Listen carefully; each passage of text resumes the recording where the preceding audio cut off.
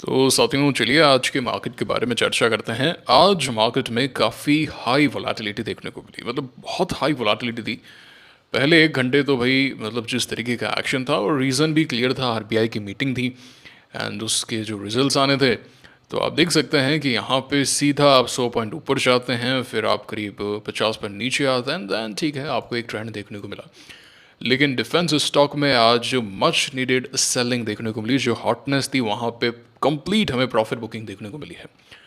Complete profit booking देखने को मिली। अगर आप चर्चा करेंगे प्रीमियर एक्सप्लोजिव्स के बारे में, एक अच्छा गैप अप ओपन हुआ था बट फिर पूरा स्कॉट किया, फिर मैंने इसे सेल कर दिया यहाँ पे कहीं पे 608 618 तक, है ना। 50-50% करके हल्का सा प्रॉफिट हुआ बट ठीक है ना। We had to sell it, और कर भी क्या सकते हैं, अच्छा खासा गैप अप था बट लगता है थोड़ा सा पॉज ज़रूरी था। तो प्रीमियर एक्सप्लोजिव्स को सेल किया, उसी के साथ में 63 मून्स को सेल कर दिया 870 या 67 के आसपास। इसे भी निकाला, पूरा ये ऊपर जाके नीचे आया तो इसे निकालना पड़ा। आज ये 10 डे के सर्किट में ट्रांसफर कर दिया गया था, एकदम बढ़िया था, picture perfect, text book, everything was perfect but profit booking थी, निकाला।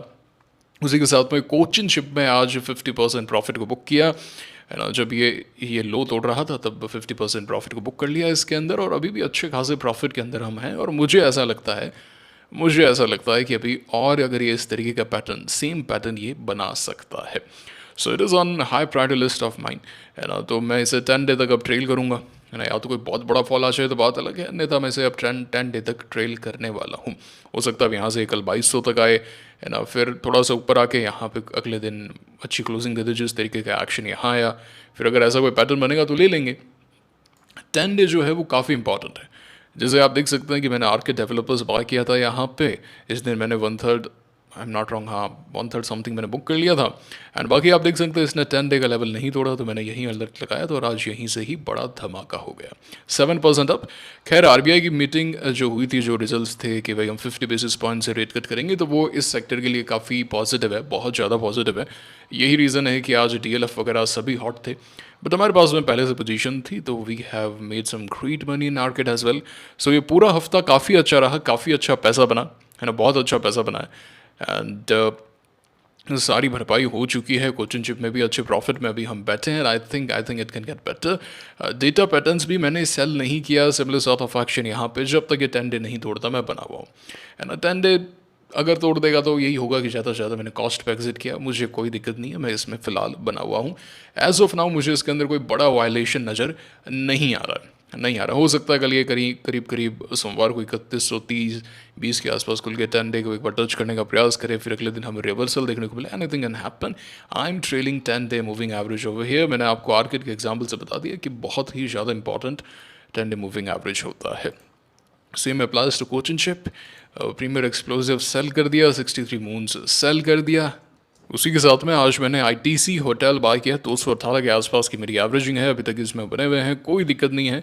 ये मेरा स्टॉप लॉस रहेगा इसके अंदर, तो आप देख सकते हैं करीब 2.5% के आसपास का स्टॉप लॉस है, कोई यहाँ पे दिक्कत वाली बात नहीं है। ये स्टॉक लिया है एक, तो ये है फिलहाल पोर्टफोलियो। मिधानी जो है एकदम एज पे है, एकदम एज पे है, शुड मूव नाउ, और चांसेस तो नीचे जाने के ही हैं। और अगर ये नीचे जाता है, 10 डे को ब्रेक करता है, एग्जिट कर देंगे, सिंपल, कहानी ख़त्म, कोई यहाँ पे डिस्कशन की बात ही नहीं है। ज़्यादा से ज़्यादा यहाँ तक देख लेंगे भाई, जो ब्रेकआउट डे था उसके लो तक देख लेंगे, उससे ज़्यादा हम यहाँ पे नहीं रखने वाले। परफेक्टली फाइन, कोई दिक्कत नहीं है। It is part of the game, okay, it is part of the game. And मुझे लगता है कोचिंग शिप आगे बहुत अच्छे से सेटअप हो सकता है, so it is on my high priority list as well. बाकी आप देख सकते हैं हम टेलीग्राम चैनल पर आए हैं, तो टाटा का एक बड़ा आईपीओ आने वाला है, उसका अप्रूवल मिल जाएगा। एचडीबी फाइनेंशियल सर्विसेज, एक शेयर ऑफ एचडीएफसी बैंक जून में ही आने की बात चल रही है, और अब बेसिस पॉइंट कट हुए हैं, रेट कट्स हुई हैं, और 50 बेसिस पॉइंट जो किसी ने नहीं सोचा था। Everyone in the market was expecting 25 basis point, लेकिन कुछ दिन पहले का अगर आप वीडियो जाके देखें तो मैंने 50 बेसिस पॉइंट का जिक्र किया था। उसका रीज़न सिर्फ सिंपल सा था कि जो इन्फ्लेशन है वो कम हुआ है, इन्फ्लेशन कम हुआ है, एंड ये सब चीज़ हमें मार्केट में ग्रोथ में देखने को मिली है। जिस तरीके की ग्रोथ रही है अभी स्मॉल कैप स्टॉक्स में, जो हम चर्चा भी कर रहे हैं इतने दिनों से, वो सेम एक्शन हमें देखने को मिला। लेकिन जो सबसे इंपॉर्टेंट चीज़ है, cash reserve ratio, second point जो है वो 100 बेसिस पॉइंट से कट किया गया है। ये मार्केट में एक बिग लिक्विडिटी पुश करने वाला है। जो फर्स्ट रेट कट है, जो आप फर्स्ट पॉइंट देख रहे हैं, that is one part, but जो सबसे इंपॉर्टेंट चीज़ मुझे लगती है वो यहाँ पे कैश रिजर्व रेशियो है। मतलब that is something very big has happen now. And जो थर्ड पॉइंट है कि स्टांस जो है वो न्यूट्रल कर दिया गया है। कमोडिटिव से न्यूट्रल होने का मतलब है कि अब आगे एक या दो क्वार्टर में रेट कट होना थोड़ा सा मुश्किल है। अब रेट कट्स थोड़े से मुश्किल होंगे गाइस, एंड अगर हो जाते हैं फिर तो मतलब मार्केट और तेजी से भागेगा। बस रेट कट अगर एग्रेसिवली होते हैं तो इन्फ्लेशन बढ़ जाता है, और जो सेंट्रल बैंक्स हैं उनका काम सिर्फ और सिर्फ इन्फ्लेशन को मेंटेन करना है। अगर वो इन्फ्लेशन मेंटेन करते हुए ग्रोथ दे देते हैं, अब इनका तो इन्फ्लेशन का प्रोजेक्शन कम हुआ है और जीडीपी का टारगेट जो है वो उन्होंने सेम रखा है। अगर दो चीज़ें हैं, आने वाले क्वार्टर्स में इन्फ्लेशन जो है इससे ज़्यादा आता है तो एक प्रॉब्लम होगी, मार्केट उसको नेगेटिवली लेगा। और अगर जीडीपी का जो डेटा है वो पॉजिटिव साइड में आता है, क्वार्टर बाय क्वार्टर जब हम देखेंगे कि भाई जीडीपी बेहतर आई है जो प्रोजेक्ट किया है उससे, तो वो एक बड़ा पॉजिटिव होगा। ठीक है, आपका जो भी प्रोजेक्शन है इन्फ्लेशन उससे कम, जीडीपी उससे ज़्यादा, मार्केट में आग लग जाएगी। जीडीपी का तो फिर भी हम कंसिडर कर सकते हैं, लेकिन अगर इन्फ्लेशन वाली चीज़ में आपने ऊपर नीचे कर दिया, मार्केट बहुत डरता है इन्फ्लेशन से, एंड अगर ऐसा हुआ तो फिर दिक्कत हो जाएगी। ठीक है, एंड कैश रिजर्व रेशियो बढ़िया किया है, स्टांस चेंज हो गया है। तो अब अगर यहाँ पे सरप्राइजेस मिलते हैं कि आप रेट कट और कर रहे हैं तो वो एक बहुत बड़ा पॉजिटिव होगा। वो तब ही आएगा जब, अब न्यूट्रल करने का मतलब यह है कि रेट कट अब तभी होंगे जब आपने इन्फ्लेशन को एकदम कंट्रोल पे रखा है, क्योंकि रेट कट होने से इन्फ्लेशन भागता है। अगर आपने रेट कट किया, इतना बड़ा रेट कट किया, एंड आपने यहाँ पे इन्फ्लेशन को कंट्रोल में रखा, एंड आपकी ग्रोथ भी अच्छी आ रही है, अब आप कह रहे हैं कि हम और रेट कट करेंगे क्योंकि यहाँ तक तो हम इजीली इसको मैनेज कर पा रहे हैं, तो फिर तो मार्केट पीछे मुड़ के देखेगा नहीं, 30,000 कब आ जाएगा पता नहीं चलेगा। पर ये सब चीज़ें भविष्य के गर्भ में है, ये हो जाएगा वो हो जाएगा, काफ़ी सारे यहाँ पे पैरामीटर्स हैं, है ना। लेकिन ये सब मैं केसेस बता रहा हूँ, क्या होगा क्या नहीं होगा भैया अपने को नहीं पता। अपन भाव के खिलाड़ी, भाव देखते हैं अपन, प्राइस क्या कह रहा है वो देखते हैं, मोमेंटम कहाँ पे है ये देखते हैं। एनीवेज ये चीज़ है, इन्फ्लेशन लोवेस्ट है सिंस जुलाई 2019, एंड उसी के साथ में अर्ली मानसून आया है, इस बार बारिश अच्छी हो रही है, तो आपको रूरल इकोनॉमी के अंदर भी ग्रोथ देखने को मिलेगी। एंड इस रेट कट से रियल एस्टेट सेक्टर, एंड आज तो पूरा housing finance and even real estate and at the same time your finance stocks were doing amazing. तो मैं देख रहा था आज पीएनबी हाउसिंग में काफ़ी अच्छा ब्रेकआउट आया है ना, एक अच्छा ब्रेकआउट आया पीएनबी हाउसिंग में, और इसके नंबर्स यहाँ पे बहुत अच्छे आए थे।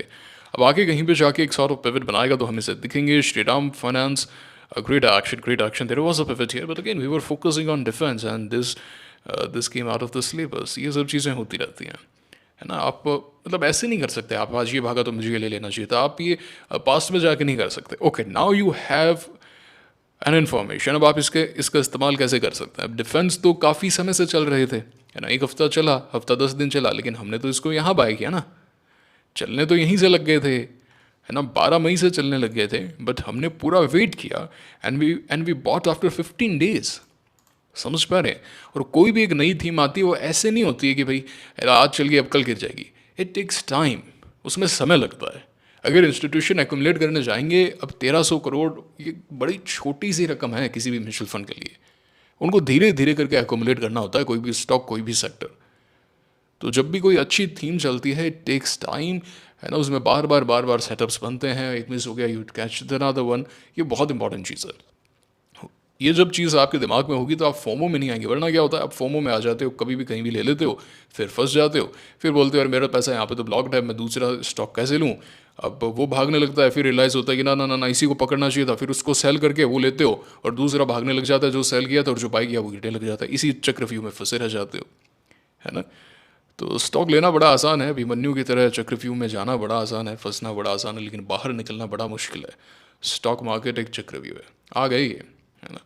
इट्स नॉट दैट ईजी, आपके पास में रूल्स होने चाहिए, अगर आपके पास में रूल्स हैं तो आप उनसे बचे रहेंगे। एंड अगेन रूल्स होना बड़ा सिंपल सा काम है, उसको फॉलो करना टफ है ना। It's not easy, you have to follow the rules. देखिए सिंपल से रूल्स हैं, 50% बुक किया, 10 डे को ट्रेल किया, but it's not that easy, mindset चाहिए होता है उसके लिए। समझ पा रहे हैं इस बात को, ऐसा होता है कि नहीं होता, मुझे कमेंट करके बताइएगा आप, ऐसा आपके साथ में हुई। जीवन स्मॉल फाइनेंस बैंक में आज एक्शन आया, एंड इवन ईयू बैंक में भी एक्शन है, तो नाउ विल सी किस तरीके का एक्शन यहाँ पे रहता है। ये हमने सेल कर दिया था, मैंने बताया था, नहीं किया तो काम निकाल देंगे। इसमें बहुत बढ़िया बाइंग आई है, बहुत बढ़िया बाइंग देखने को मिली है। एल फाइनेंस में करीब 45,000 करोड़ के आसपास का market cap, good pace, good action. आगे देखते हैं कहीं पे कुछ एक्शन दिखाता है क्या। सिक्का भी फेल हो गया एक बार के लिए, but it is still good, still good. 1200 की नीचे तक देख सकते हैं इसको। And idea force perfectly fine, अभी तक मुझे कोई ऐसा दिक्कत नज़र नहीं आ रही है, एग्जिट कर दिया, बता ही दिया। तो ये कुछ एक ब्रेकआउट्स है। बाकी मार्केट ने आज काफ़ी अच्छी क्लोजिंग दी है, आप 10 डे एंड 20 डे के ऊपर क्लोज हुए हैं, which is very good and I guess. And ये जो एक्शन आपने आज निफ्टी में देखा इस पूरे वीक में कि आप यहाँ पे पूरा नीचे जाके आए हैं, 24,462 का लेवल तो आपने नहीं तोड़ा, बट इस वीक को आपने अंडरकट किया। I think it's good. I think एक दिन और अगर निफ्टी रुकेगा तो फिर तो भाई मज़ा आ जाएगा आपको, है ना, बहुत बढ़िया लग रहा है। अगर हम चर्चा करें CNC स्मॉल कैप के बारे में, okay it's also good. And small cap तो एक्शन में ही है, नॉन स्टॉप एक्शन में है।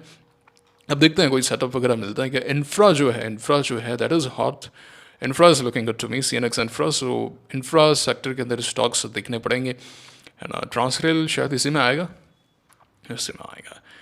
एंड देखते हैं और देखते हैं। बाकी अगर हम देखें HCL वगैरह 20 डेज जब तक ये होल्ड कर रहा है, इसको एक बार के लिए कोई दिक्कत नहीं है। ममता मशीनरी का चार्ट अच्छा लग रहा है। मैं काम करूँगा वीकेंड पर एक शॉर्ट वीडियो ले आऊँगा, देख लेंगे हम, समय मिला तो मुझे। बाकी अभी सेटअप्स कहीं ना कहीं कम हुए। मुझे IFCI बहुत अच्छा लग रहा था, बट इसने आज 10 डे के नीचे की closing the, which is not good. BEML has also reversed somewhat. तो आज पूरे डिफेंस सेक्टर में प्रॉफिट बुकिंग आई, और तगड़ी प्रॉफिट बुकिंग आई है ना, इतनी मतलब सिंपल वाली नहीं, तगड़ी प्रॉफिट बुकिंग है। एनीवेज, एंड उसी के साथ में आर पावर कहाँ पे है, आई गेस आर पावर आज जो रुका होगा। वाह, ये चार्ट तो बहुत ज़्यादा अच्छा है, 63.44 के ऊपर निकल गया। सबसे पहले तो 62.8 एंड देन मुझे लगता है इसमें कोई छोटी मोटी तेज़ी और जा सकती है, 75 तक लेके जा सकता है, बशर्ते इसे होल्ड करें एंड इस लेवल को होल्ड करें। देखते हैं, विल सी। मजगांव डॉक अभी भी ठीक है। SGTL थोड़ा सा सही हुआ है, अगर यहाँ पे और रुकता है तो और बढ़िया होगा। बाकी यहाँ पे भी मुझे थोड़ा बहुत सही लग रहा है ये। तो ठीक है गाइस, आज इतनी ही चर्चा करते हैं, है ना, आज इतना ही करते हैं। शुक्रवार है, वीकेंड है, कल परसों में एक बार एक शॉर्ट वीडियो देख लेंगे कि अगले हफ्ते के लिए क्या स्ट्रैटेजी है। ये हफ्ता काफ़ी अच्छा रहा है, तो हो सकता है मैं थोड़ा सा कॉशियस रहूँ, सोमवार को मुझे थोड़े बहुत अच्छे इनपुट्स मिले मार्केट से, और फिर मैं एक्सेलरेट करूँ। समझ पा रहे हैं, हमने अच्छा खासा एक्सेलरेट किया, प्रॉफिट बुकिंग की ब्रेक लगाया। अब हम देखना चाहते हैं कि भाई सामने किस तरीके का ट्रैफिक है, क्या कोई प्रॉब्लम आ रही है, क्या नहीं आ रही है, फिर से एक्सेलरेट कर देंगे। ठीक है, तो इसके बारे में हम वीकेंड पर अच्छे से चर्चा करेंगे। एंड मेक श्योर करें कि आप अब स्टॉक्स में अपना MTF का अकाउंट ओपन कर रहे हैं, रेडी रख रहे हैं। जैसे RK डेवलपर्स है, मेरा मार्जिन में बाय किया हुआ था, है ना, प्रॉफिट बुक करने के बाद में भी मार्जिन के अंदर अच्छी खासी पोजीशन थी। सो ये बहुत इंपॉर्टेंट है, क्योंकि अगर आपको रिस्क मैनेजमेंट आता है, अच्छे से रिस्क मैनेज कर पाते हैं, MTF आपके लिए एज है। 10 लाख का माल आपको लेना है, आपको 3 लाख रुपए देने हैं, बाकी मान लेते हैं 4 लाख रुपए देने हैं, 5 लाख रुपए देने हैं, बाकी 5 लाख से आप बाकी स्टॉक बाय कर सकते हैं। तो अगर आपके पास में रिस्क मैनेजमेंट है तो वो आपके रिटर्न्स को बूस्ट कर सकता है। लाभ उठा लीजिए, टोटली फ्री। लिंक मैंने डिस्क्रिप्शन में दिया है, मैं पर्सनली यूज़ करता हूँ, इसीलिए इसके बारे में चर्चा करता हूँ, और इसीलिए आपको बोलता हूँ कि आपको भी ये यूज़ करना चाहिए। एंड अभी इन्होंने नंबर ऑफ़ शेयर्स बढ़ा दिए हैं, इन्होंने नंबर ऑफ़ परसेंटेज जो है वो भी बढ़ा दी, अपर लिमिट भी बढ़ा दी है। आप शेयर्स भी प्लेज भी कर सकते हैं, नॉर्मल डिलीवरी वाले जो है। अगेन, आपके पास में रिस्क मैनेजमेंट होना चाहिए, लाभ उठा लीजिए। एंड किताब जो आपको पढ़नी है उनका लिंक भी मैंने डिस्क्रिप्शन में दिया है, किताब पढ़ो, अभी वीकेंड है, लाभ उठाओ इसका, है ना, वीकेंड का लाभ उठाओ, इसमें मस्ती नहीं करनी है। एंड टेलीग्राम चैनल को ज्वाइन कर लीजिए ताकि तमाम अपडेट्स आपको मिलती रहे। ये था आज का वीडियो। कैसा रहा आपका हफ्ता, कैसा रहा आज का दिन, कमेंट करके बताइएगा। वीडियो कैसा लगा जरूर से बताइएगा। मुलाकात होगी आपसे अगले वीडियो में। Signing off it now, thank you very much.